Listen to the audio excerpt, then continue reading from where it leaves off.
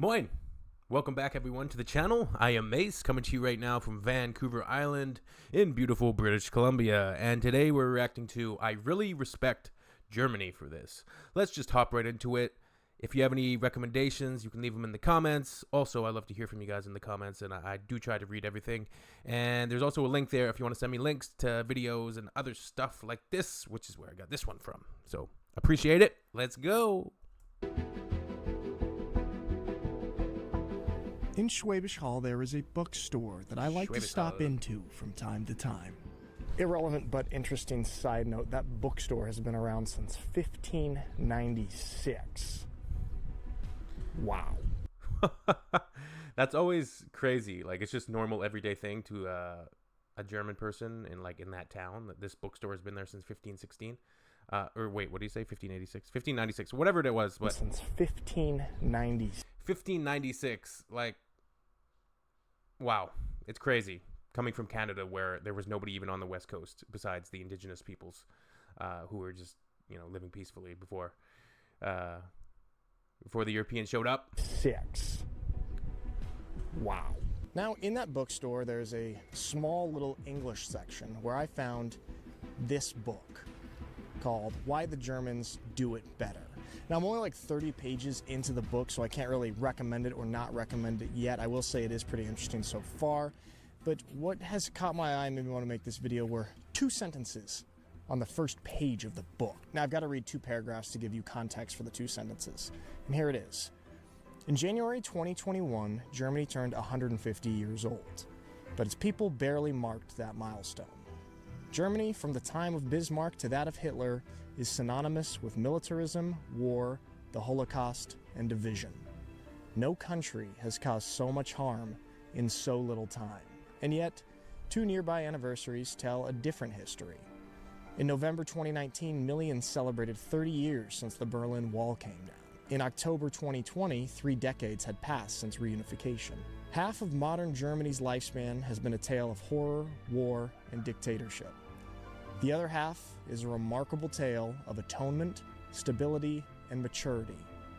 That's super cool and super interesting. But yeah, there's dark histories to most countries, and the key is to not try to bury it and try to pretend like it didn't happen, or the key is to try to remember it and ensure that those things don't happen again. And that's the way that you honor those things and honor those dark bits of history. No country has achieved so much good in so little time.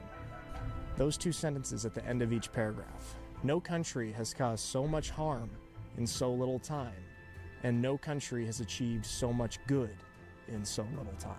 All right, everybody, of course, knows all the bad terrors from World War II and the Holocaust, but one thing I think a lot of people don't really know about, and I didn't really know about until I came to Germany, was how well this country does and how much effort it puts into making sure those horrible things never happen again in the future. And a big part of that is education on what had happened in the past. You know the old saying, those who do not know history are doomed to repeat it. I think Germany takes that pretty seriously.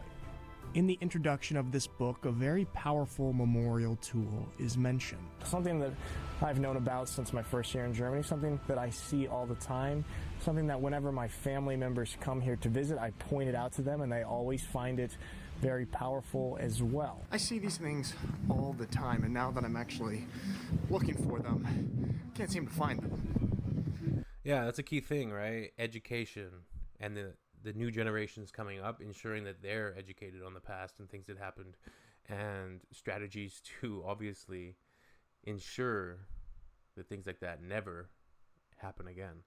And people that think that what happened in Germany can never happen again are incorrect. Like, it can happen again. I mean, not necessarily it, and I'm not saying it's going to happen in Germany, but it could happen again in another country, right? So, yeah. Those who don't know their history, are doomed to repeat it. But I know there's quite a few here.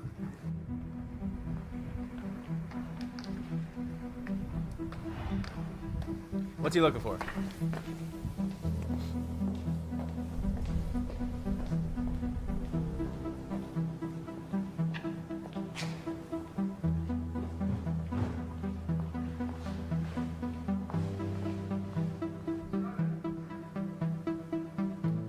Stolpersteine, or stumbling stones.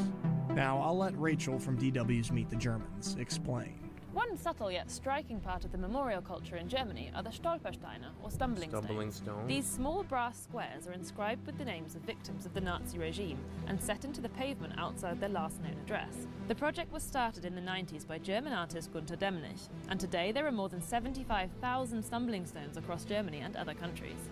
But even this is not without controversy. The city of Munich has actually banned the stones from being installed on public ground, after some people, including a prominent Jewish community leader, argued that it was disrespectful to commemorate victims with something on the ground that you can walk over. The city has instead opted for wall plaques like this one. So I can understand the controversy behind some of these. I mean, these are supposed to be memorials that pay respect to victims, and if they're on the ground, people can walk over them, and just by nature, that's not a respectful act. So I understand a little bit of the controversy behind them, but I'm actually a fan of these. In my opinion, it lowers the barrier of entry for modern day people to learn about history and to be educated about history.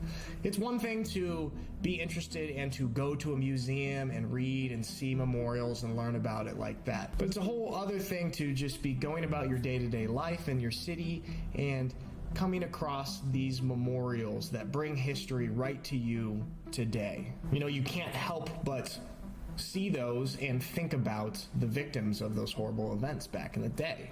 It's a pretty powerful experience to be walking into a cafe or restaurant, seeing these stumbling stones on. Yeah, like I can't speak on,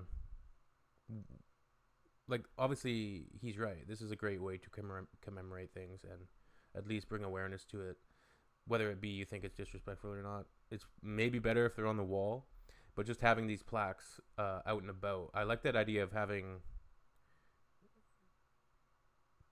commemoration pieces around and out and about, somewhat like it's not a museum. They're just a part of the infrastructure. That's really interesting. And Germany, coming from an outsider, I can't speak on it too much, but obviously Germany has an interesting, or must have a very interesting relationship and a very unique relationship with kind of what happened right in World War II with the Nazis and the Holocaust and everything, right?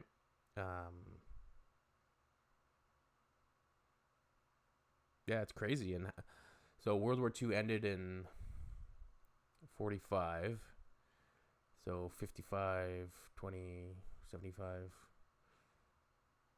79 years ago now. So it's really not that long ago. On the ground, reading the names of the people and what their ultimate fate was, and then going into that building and looking at the walls, at the floor, at the window, and now having a connection to individual people or families, and to actually be able to think about them while you're there in that building. I think that's a pretty powerful experience, and it's something that you almost can't help but experience when you see these things. So I'm a fan of these because it makes learning about history and being informed and being able to pay respect to victims, it makes it much more common and like an everyday thing. Yesterday was November 9th, which is a significant day in German history. A lot of important things have happened on November 9th throughout the years in Germany. Two of the big ones are the fall of the Berlin Wall and then Kristallnacht, the Night of the Broken Glass in 1938. And last night I was walking through Schwäbisch Hall and I stumbled across a gathering of people who were basically paying tribute to the victims of Kristallnacht. They were gathering, they were giving a little speech about some victims, playing some music, and really making sure that history is not forgotten. I mean, here we are 80 years later in Germany with these German people who had nothing to do with those horrible events of the past, but take a responsibility and feel a responsibility to make sure that history is kept alive and that people don't forget about it, and to make sure that type of stuff doesn't happen again. I really respect that.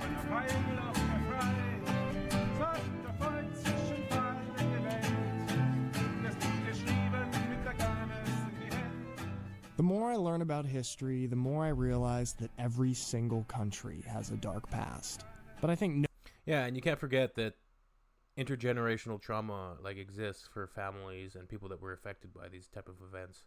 Like Canada has to reckon with what happened with the residential school system the Indian Act, and just the way the indigenous peoples and populations were treated. There's a lot of reckoning going on with that. Missing and murdered indigenous women and girls is an